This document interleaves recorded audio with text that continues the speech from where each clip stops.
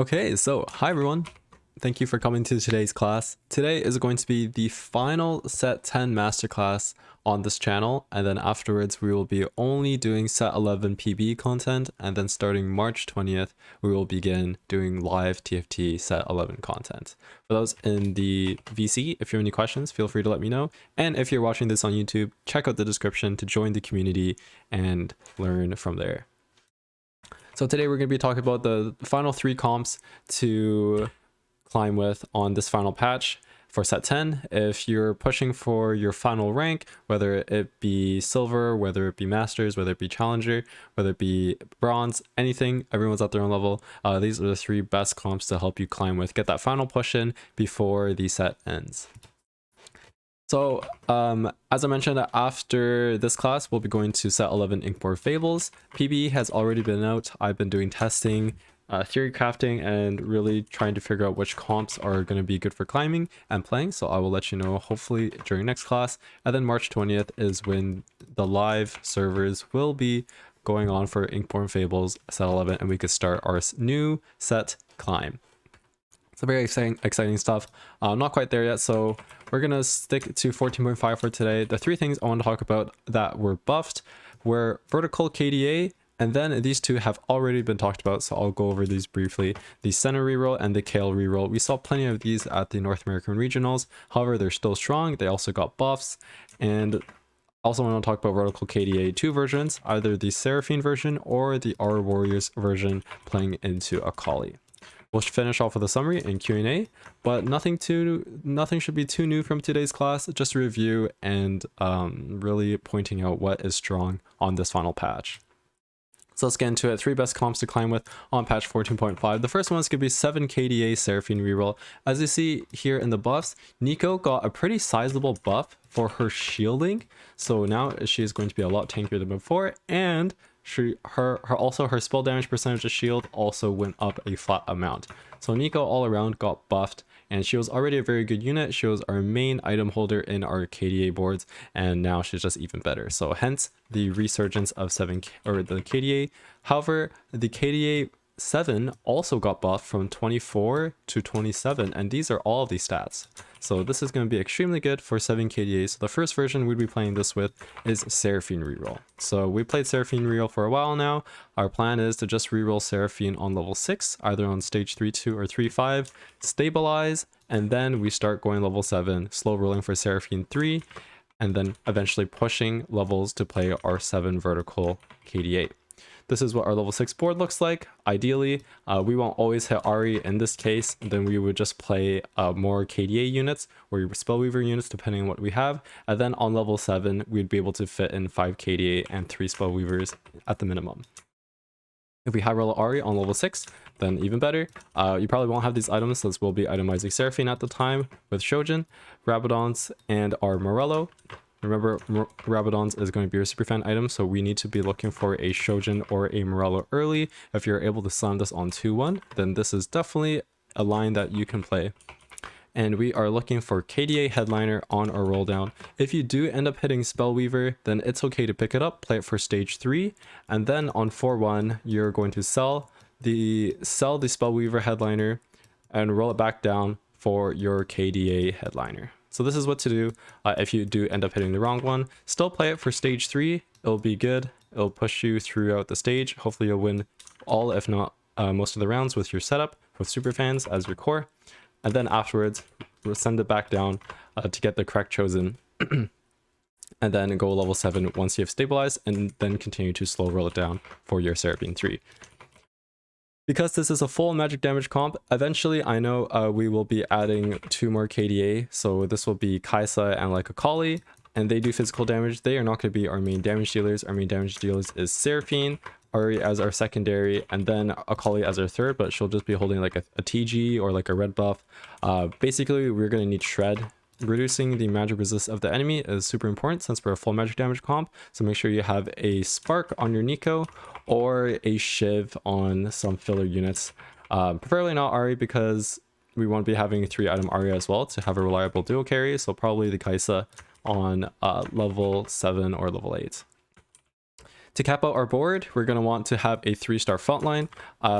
most of the time we'll be putting the items on Nico because she is KDA and we're doing vertical KDA, so it just makes more sense. Sometimes you'll have an Echo 2 and a Nico 1, and then you have to put the items on Echo 2 in order to stabilize and really tempo. However, ideally we want to go Nico 3 with 3 items, and then add an Arkaisa and Akali on level 8. So this is the first version of 7 KDA. The second version is playing from a tempo spot. So we are no longer re-rolling. We are just playing around 2-star versions of our 4-cost carries and looking to go fast 9. So same buffs, right? This technically is the same board, but instead of Seraphine 3 and re-rolling, we are just going to be stabilizing around Ahri 2, Akali 2, and then 2-star Nico, 2-star Echo, and going level 9. So how do we play this? We play from a tempo spot. So either we have a win streak. Most of the time we'll have like win streak opener just by slamming items. Just by slamming. So maybe we have an Olaf or a Vi, and we have like a Hodge slam, even like an Infinity Edge slam. So these would be items to be putting on Akali. Or like, well, we won't have red buff or blue buff because those require an extra component. But ideally we have some sort of tempo spot that we are able to go level 8 on 4-2, roll for KDA Akali, which is going to be our best option here, our priority. The reason being is the superfan item for Akali is Hodge, and it's a lot better than the superfan item of Rabadon's for Akali, or for Ahri. So that's why we want to go for the KDA Akali. If we do end up hitting the Ahri chosen, that's fine as well. We're going level 9 anyway, and then we would just substitute an item based off what we have here. So after we hit this board, just a 2-star version of this board is good enough to stabilize you for stage 4. 7 KDA is extremely strong, especially if we have augments like little buddies, because we have a lot of little buddies in this comp, and then we have a good amount of big buddies. And then once we go level 9, we'll be putting in a 5-cost unit, which is a big buddy as well. So look out for these augments. I'll do a augment rundown for this comp on the next slide. But basically, once we go level 9 with our 2-star board, it's a very cheap board as well, which allows us to go level 9.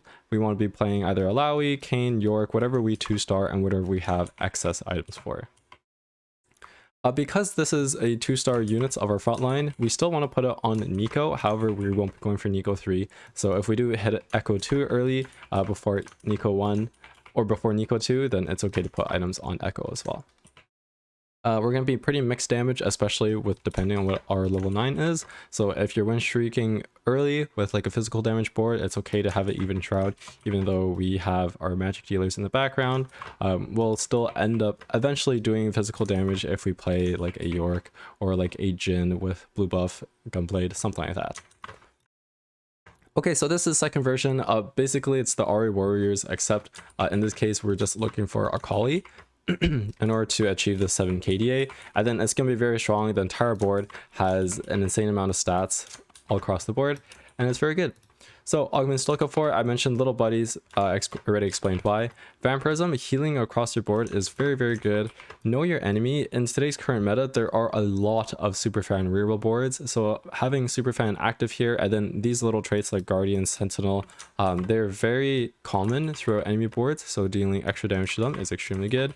Pumping up is very good in this board. Ahri scales very well with attack speed, so having extra attack speed on her is very good. Jewel Lotus is just one of the best damage items for Prismatic, or damage augments for Prismatic. And then Shopping Spree, sorry, March Progress should not be here. Shopping Spree is very good across the board just as an econ augment. March Progress should be good. Oh, sorry, March Progress is not good for the Akali Ahri Warriors duo. It is very good, however, for the Seraphine Reroll version, and allows you to 3-star your Nico and Seraphine quite easily, as long as you're uncontested. Okay, so that is the first comp I'll talk about. It's the 7 KDA comp and the 2 versions that you could play it. That's basically the mostly just the new part of today's lesson. The other 2 comps we've talked about already. So True Damage Senna Reroll, this has been around for a couple patches now. Remember that your superfan item is Shojin, and we want to be looking for the rapid fire headliner. Because our items we're going to be building is Rabadon's and Nashor's Tooth, ideally we want to play this if we have like a rod, bow, or belt start, ideally all 3. And then best in slot, we already have Shojin from our superfans, is going to be Nashor's and Rabadon's, with our filler items being Red Buff, Morello, or Giant Slayer. Okay, make sure that these comments separate like item 1, item 2, item 3. So we want to be having like Red Buff and like Giant Slayer, but we don't want to mix too much. Oh, actually Okay, sorry. That actually doesn't make too much sense, but we'll just keep it with Nash's and Rabadon's ideally, and then make sure that you have one form of healing reduction throughout your board, whether it be Sunfire in the front line, or you take out one of these is what I meant and play like a red buff. Or if you don't have a second rod, then you can play Umbrella like this. Okay, on 2-1, look out for Blinged Out. This will be a augment that really shows you the direction of going into this board composition and any spats, so you can make true damage spat throughout the game, either on carousels or from your PvE rounds. Because this is another 2-cost reroll similar to Seraphine, we're going to be looking for our headliner, our rapid fire headliner on level 6. So this is either on 3-2 or 3-5 depending how rich we are. Stabilizing means finding the chosen, even if it's true damage, and then same thing, we would sell it and roll for it again on 4-1 after blows. We at least stabilize, so having a decent board where we are able to start winning rounds. And then eventually you want to level to 7 econ, level to 7, and then slow roll for your Senna 3 because you only go from 40 to 35%. And losing that extra 5% but being able to play a better board overall is worth it. Our cap is to eventually get a true damage spat and then play Kiana. So this is our main cap here. And then you might be wondering, oh, why are we going rapid fire headliner instead of like true damage? If you do true damage headliner, you are able to play 6 true damage a lot easier. However, then you do have to play a rapid fire. So then if you're playing true damage Caitlyn to fit into rapid fire, it's just not as strong as playing true damage Ahri and be able to fit KDA because you already have 2 out of 3 KDA from your super fan frontline core. So this is what your level 8 board is supposed to look like. Make sure you position Senna in front of the largest clump of enemies in the back, like in the back row, facing the largest clump of enemies, so you are able to hit a big AoE and really take down the enemy front line. And then your Akali is in the second row, so she doesn't get attacked and aggroed right away. So this is the board, very good. And you are able to at least cap very high if you start farming items with Kiana, but regardless, it should be a solid 3rd or 4th, maybe higher depending on your item cap. Okay, and then the very last one, Kayle. We've also talked about this a good amount. A little bit above buff, like Nico got buffed. Gnar also has a bit more attack speed, so a little buffs to the comp, and the comp is already good, so little buffs to already good comp just makes the good comp even better. Rageblade is coming from the superfan item. We want to be looking for Edgelord headliner because we don't want to be playing a 3rd Edgelord. We just want to be playing the 2 Edgelords that matter, which in this case are Viego and Kayle. We're gonna need a lot of rods for this comp. We want to be having a 2nd Rageblade and also a Gunblade, which means that those are going to be 2 extra rods. So play if you have a rod start, and then ideally you want to have early superfan or Kayle copies already.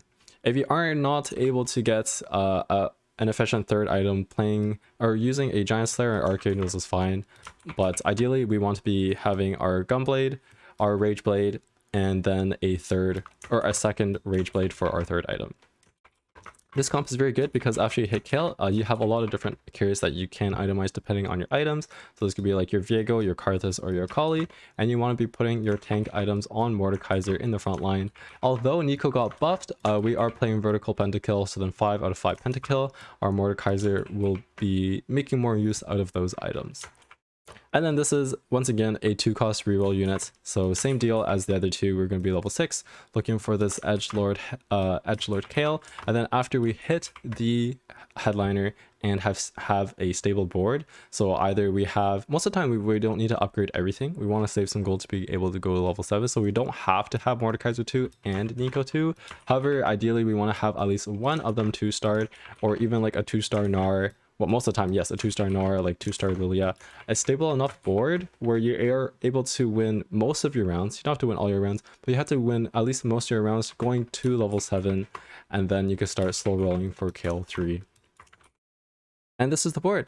So that has been... Oh, I want to talk about final augments for this board. So March Progress or Shopping Spree is good for any reroll comp. Shopping Spree you could play just in general for any composition, but March Progress is specifically really good for reroll comps such as this, and that even allows you to hit Mordekaiser 3 as well, which is going to be one of your main caps. Vampirism is very good as an augment in general. Magic Wand, so none of these traits give Kayle any AP. apart from 3 KDA, which is just very little. So getting that extra base AP on her is very good. Pentakill gives you a lot of damage amp, but no raw stat to amplify. So Magic Wand is really good. And the second part why this augment is really good in this comp is you need a lot of rods, as I mentioned. Right, you already get one Rage Blade from Superfan, but you need another rod for your second Rage Blade, and another rod for your Gunblade. Gets to the Fallen is very good. This is like kind of a scaling, like you can eventually like 1v9 once you have enough attack speed ramped up. So Gifts of the Fallen is very good. Remember your roots because it's a vertical comp. Jewel Lotus, as I mentioned earlier, one of the best, if not the best, damage prismatic augment. Muddleheads, the Pentakill custom augments. Blistering Strikes is very good, you don't have to build healing reduction. And then Lucky Shriek, this is very good only on 2-1, so don't be getting this on 3-2, it's too late. But on 2-1, you could use this to win streak early because it gives you an extra item and a lot of attack speed. It gets some gold going, and then it can replace the second Rage Blade, so you will be already getting a Rage Blade from your first Superfan item, and then you'll be going Gunblade, and then you could use the Gambler's Blade, which is also GB, as your third item. And yeah, so remember your final cap is going for Mordekaiser 3 as well, so make sure you hold on to those copies, and this can cap out very hard and even beat some level 9 boards. So that is everything for set 10. I know that there are some people moving on to set 11 already. So if you are looking for set 11 content, that will be coming after today's class. This is the last set 10 masterclass, and good luck to everybody going for their final push. Hopefully you are able to make it. I wish you luck and use these comps to help you out. But starting next class on Monday, we will be doing set 11 content, talking about compositions. We won't be talking about what comps are good. We'll be talking about more how to play certain comps and like how to play around certain units, because numbers will change, the meta will change, and I cannot guarantee that certain comps that are good now will be good when live hits the server. So yeah, that's today. I'll just reiterate, so we played, ideally you want to be playing vertical Pentakill, or vertical KDA, vertical Pentakill, and vertical True Damage as the 3 comps for this patch. Of course there are some other ones that are really good too. I think even like Disco in certain spots are really good with the Blitzcrank and the Gragas buffs. Comps such as like Country Samir is very good as well, so depending on your spot, just play what you're given, but these 3 comps definitely will help you out. So that's it for today's class.